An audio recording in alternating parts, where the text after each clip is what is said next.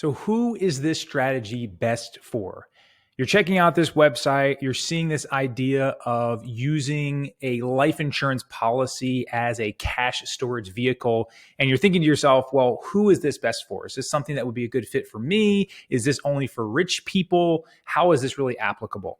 So in this video, I'm going to go through a couple of those bullets, and we'll start with who this is not for so you can get an idea. So it's a common question that we get asked from people about how much money we need to be able to put in one of these policies, and do I need to have a certain income level or be a certain person to be able to take advantage of this? The short answer is no. It's a very configurable strategy. Because these policies are so flexible, we can set them up in most scenarios. But we do have some rules of thumb for you to go by when you're thinking about this. So first off, if you are short-term minded, right? If you're looking for a get-rich-quick scheme, if you're looking to put your money into something for less than 5 years and get an unbelievable return, this is not going to be a strategy for you. What we're talking about here is not an investment as much as it is a storage of our cash, right? Our cash, the physical location of it. Where is it going to sit? Is it going to be in a bank account? Is it going to be in a 401k? Is it going to be in a stock, right? So we're talking about the location. And when we talk about the storage, we are talking about putting that cash inside of one of these policies, and it is then utilized and deployed elsewhere. It's not really the end investment. And so if you're looking for something that's going to give you a 10, 20, 30% returns, that's not what this is. This is the mechanism or the warehouse in which the cash sits in. So with that being said, if you're looking for a quick return, this is not going to be the best fit. Also, if you are someone who doesn't have the ability to save any money, if you're living paycheck to paycheck, or you can't put away, we usually say at least $200 per month away into savings, then this is not going to be a good strategy for you either, because at a minimum, there are sort of like a baseline as to what size we can put these policies out at. And so normally speaking, if we want to max fund it, we want to at least be able to contribute about $200 a month, and preferably more than that.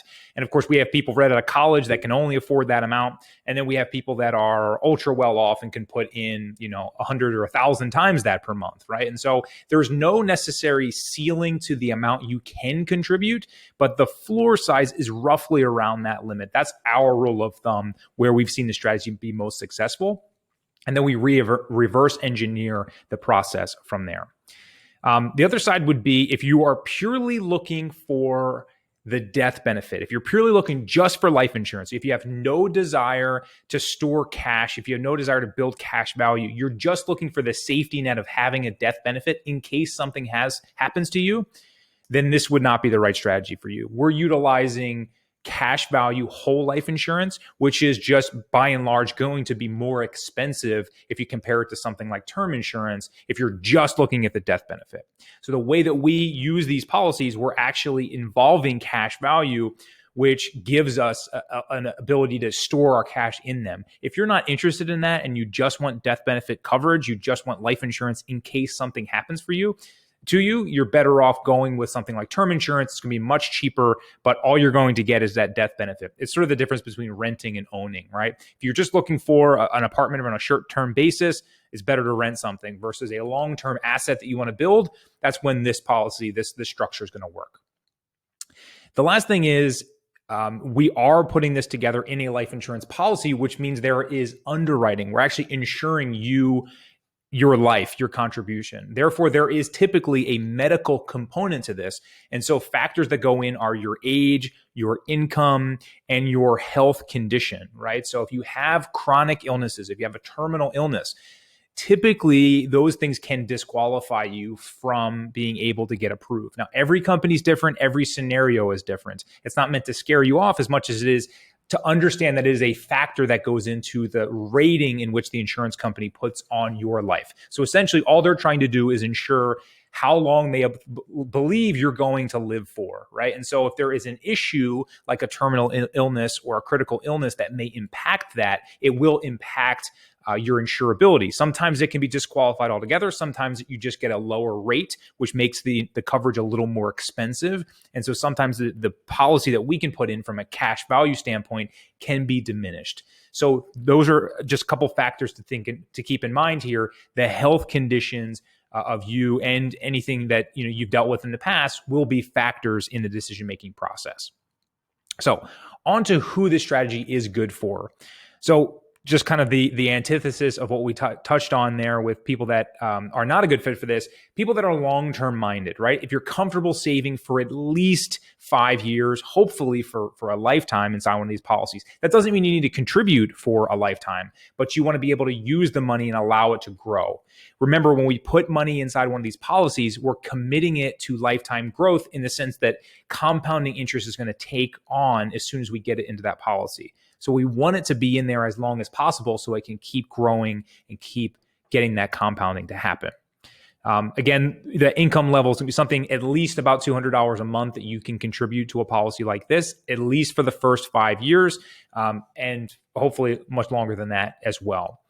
The other side would be wanting some liquidity, right? Some people don't trust themselves and they want to use something like a 401k, an IRA, maybe as a complement to this, or they just want to use that altogether because they know they're restricted. So in other words, a 401k, you're going to hit a penalty if you try to touch that money before you're 59 and a half. So in other words, if you don't have good savings habits in place and you need a mechanism to shut off from accessing your own money, this is not going to be the best solution for you, because with this, you're going to be able to use your money whenever you would like. You're going to be able to leverage it whenever you like. There's no age restriction where you have to touch the money, or there's no age restriction where you can't touch the money. So it's much more flexible.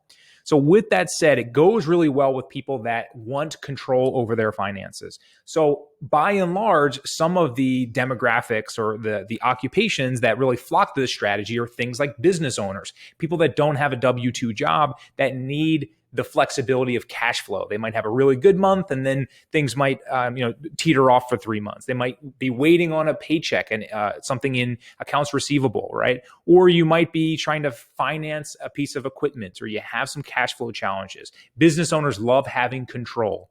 That doesn't mean that if you're not a business owner, it's not going to work for you. It's just these are the people that tend to flock to this because they want that level of control. Another one is commission-based salespeople, or anybody that works in commissions where their income sort of hits these peaks and valleys. Oftentimes, they love this strategy because there's no contribution schedule. They're going to have the minimum premium that they have to make, but everything over and beyond that, they get full control over whenever they want to contribute to it. So if they have a good month, they can put money in. If they have a bad year, they don't have to put anything in. And so they like that flexibility. And then lastly, the other sort of group that this works well for is high-paid professionals. So your doctors, chiropractors, real estate investors, realtors, people like that who, they're making more than $100,000 a year. And some of them make, in the 7-figure mark, and normal financial products do not apply to you, right? So a 401k, you can only put about $20,000 a year in.